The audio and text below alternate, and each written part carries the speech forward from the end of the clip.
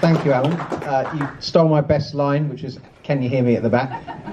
And I'd just like to take this opportunity to thank everybody who helped deliver leaflets, which has undoubtedly contributed to the very good turnout we've got. So, in no particular order, that's Kevin Lovett, Ken Whedon, Adam Fleming, Nigel Carter, Molly Ashton, Chris Darden, Alan, and Fred Knighton. Thank you very much for pounding the pavements and all the any sore feet I'm sorry about, and let's hope we can make it worth your while. Now, this isn't a UKIP meeting, it's an MEP meeting, and the main subject for discussion is Brexit, but the way it's going to work is I'll go through a bit of a scene setter, and then I'll invite Suzanne Evans, our guest speaker, to speak. And we will have then a quick comfort break, and the second half will be questions and answers, whether that be about Brexit, about the wider political scene, about the fortunes of UKIP, whatever you want to ask. We'll give you the straight answers. I'm sure we won't agree about everything, but hopefully we will agree about most of it. Now, this is the 12th and final full English Brexit that we've done in two sequences running up to Christmas, and then from sort of mid-February we've done the second lot, and I think this is the best attendance we've had in the second half, and the weather's finally picked up, and obviously we've had a strong leafleting effort. So I tend to, when I think about how Brexit is going, the news agenda is very quick. There's all sorts of bewildering angles appear on the television. I tend to go back to the 6 tests for Brexit that UKIP set out. First of all, about a year ago, in fact almost exactly a year ago, March the 23rd, and then in a slightly boiled down version in our 2017 election manifesto, written by our guest speaker, Suzanne Evans. So, and what I've been doing at these meetings is going through each test and giving a score out of 10, and then a total score out of 60 as to how the government is doing. And so if we start the 6 tests that we put forward, what we thought were the most important issues in Brexit, and we began with the legal text, which is all about parliamentary sovereignty and supremacy in lawmaking. And we also made the point that, as well as leaving the jurisdiction of the European Court of Justice, when we leave the EU, we must then have the right, if we so decide as a country, to leave the European Court of Human Rights as well, which you may know is not an EU body in itself, but the EU has sort of signed up a corporate membership to it. And many people in UKIP think that our legal jurisdiction and sovereignty will only be fully restored when we leave that organisation too, and British courts really are supreme. This is probably the test on which you'd say the government is putting one of the better shows. They are going to take us out of jurisdiction of the European Court of Justice, although there's going to be a sort of 8-year overhang to deal with EU citizens here if they have complaints about the way they are treated. And that there is possibly going to be a new joint disputes mechanism set up to deal with any future trading disputes, which will have British judges on it, and perhaps some representatives for the European Court of Justice as well. And the biggest worry probably is this 21-month so-called transition period. Pretty much it looks obvious now that we are just going to be under the control of the European Court of Justice and other EU institutions, as Jacob Rees-Mogg put it, a vassal state during that period. But having said all that, you know, we're patient people, we've been campaigning for many years, and we should pretty much get back our legal sovereignty and the supremacy of Parliament in lawmaking. So I'll give the government a 7 out of 10 for our legal test.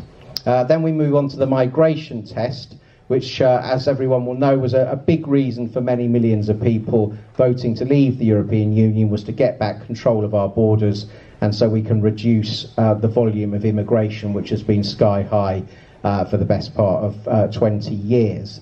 And here we talked about Britain must have full control of its immigration and asylum policies and border control. We must not be bound by any freedom of movement obligation, and we must be free to set and meet our own annual migration targets. Now, you possibly remember that ever since 2010, the Conservatives have been promising to bring net migration down to the tens of thousands a year, and they've never got anywhere near that.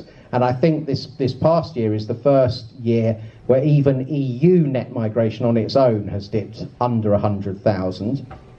But they've never even got non-EU migration down to the tens of thousands either. So that's a pretty feeble backdrop to the migration arrangements being negotiated with Brussels. And I think we can see as well that the government's put very little effort into this aspect of the negotiations. In fact, it's been become clear over the weekend that when Croatia joins the EU imminently, the government is going to allow 4 million Croatian citizens freedom of movement to Britain while we're in this transitionary deal. So in fact, freedom of movement is actually being extended rather than ended. In the transition agreement a week ago, the government also backed down and is effectively allowing freedom of movement to continue full on until at least the end of 2020. Now, if the euro hit big economic problems again, and there's every chance of that, that could actually involve higher unemployment across mainland Europe and probably possibly the biggest stampede yet into Britain before they lose the rights of permanent free movement and residence, which will end when we finally end this so-called transition period at the end of December 2020. If you can imagine a big Eurozone recession in 2019, say, there'll be a lot of workers thinking, well, we better get over to Britain. This will be a last chance we have to get in. So I think that's it just clearly is something the government doesn't really care about in the negotiations.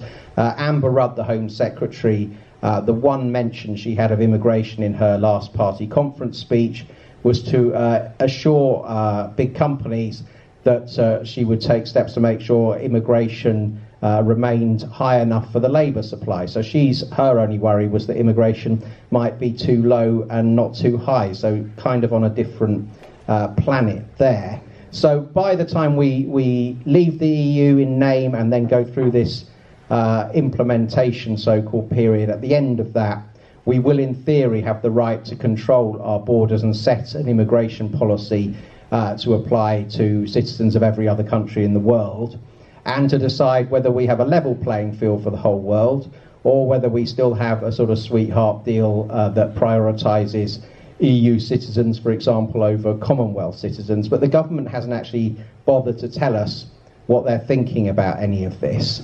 And at the very least, we're going to get to 2021 with no even preliminary effort having been made by the Conservatives to make good that promise to bring net migration down to the tens of thousands, which they made in 2010. So that would be more than a decade of not even getting round to having a try. So because of all that, I can only give them 3 out of 10, and that's based on the idea that eventually, perhaps not this government, but a future government will at least have the legal freedom to create a proper, rigorous immigration policy. Now, another area we set was the issue of our maritime, particularly fishing fleet, and we prioritised this in UKIP, not because the fishing industry is particularly a big or powerful industry, but rather because it isn't. And we know with this government, the reputation of the Conservatives going back decades is probably to be more prioritising the industries with powerful lobbyists, particularly the City of London. And so we were always worried that our fishing industry would be betrayed, as it was by Edward Heath all those years ago when we actually joined what was then the European Economic Community. So we made the point that the UK's full maritime sovereignty must be restored. We must have control of our exclusive economic zone stretching 200 miles off the coast or to the halfway point between the UK and neighbouring countries.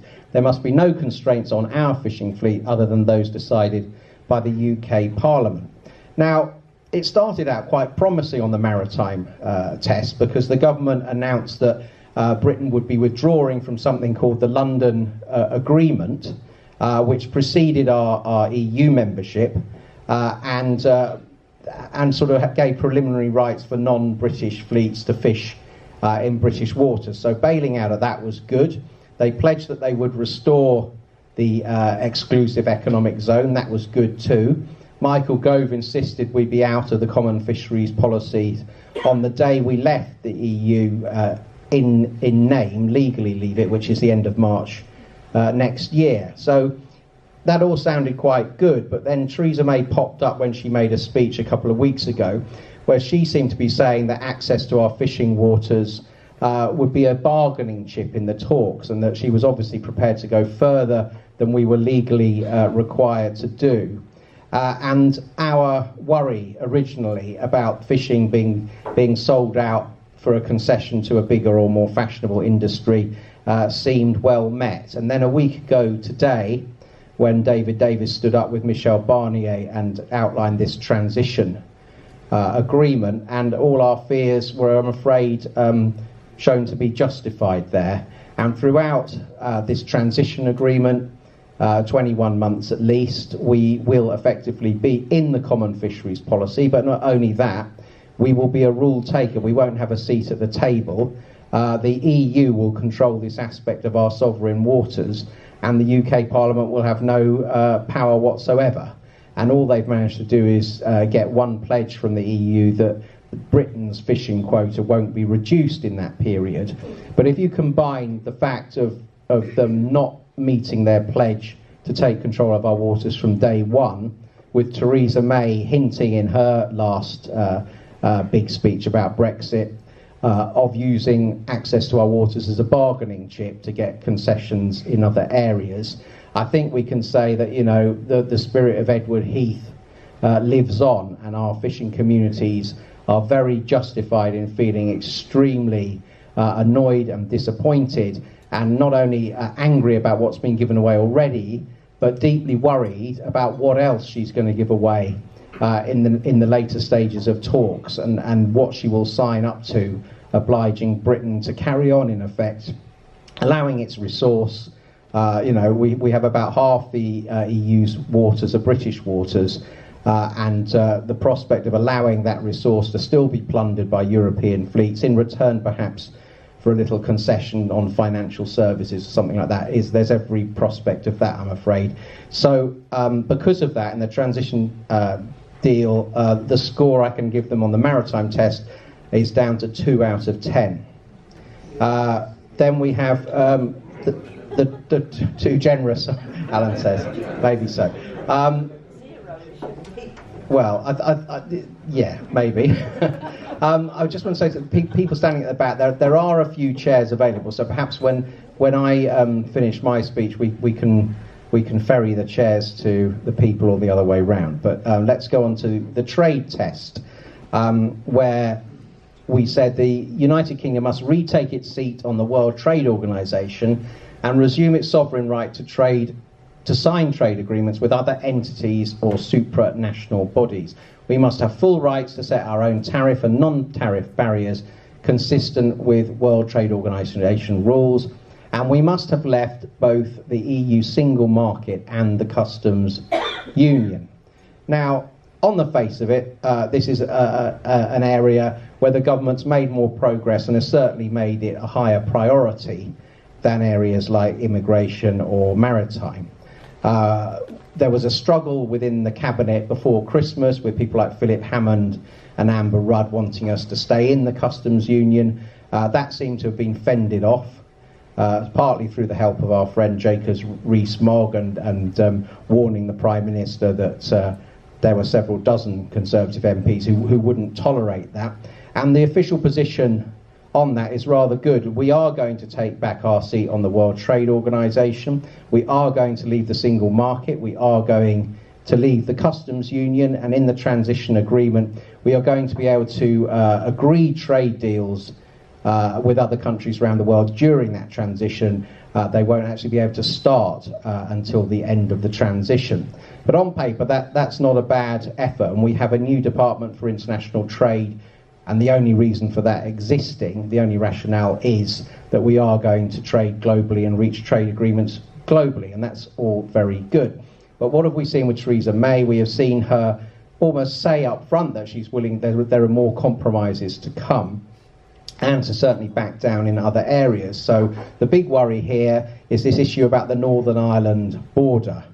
And there's a backstop agreement in this transition which says that that should no technological way be found to have no hard border in Northern Ireland, that Northern Ireland will remain fully aligned with single market rules and customs union rules on tariffs.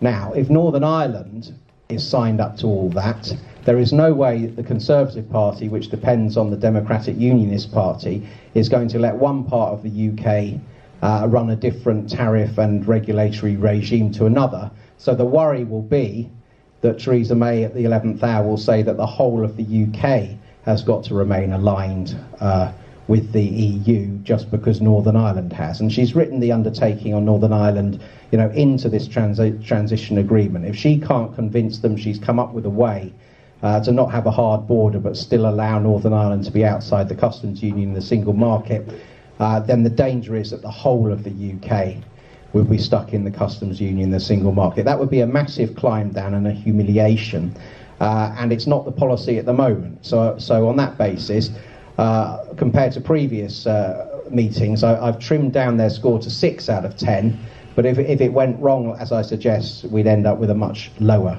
outcome.